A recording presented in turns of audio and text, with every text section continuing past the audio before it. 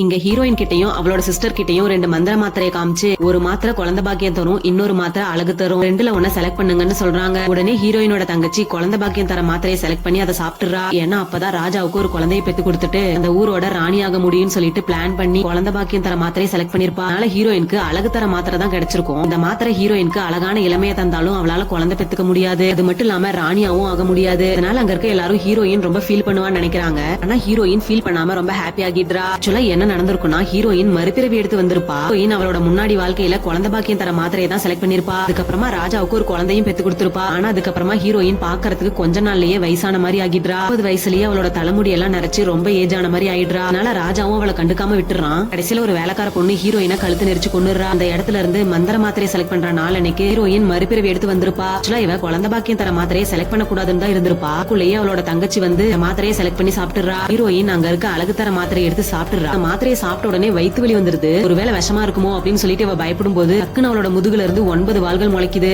சில ஹீரோயின் ஒரு அழகான நரியா மாறிடுறா.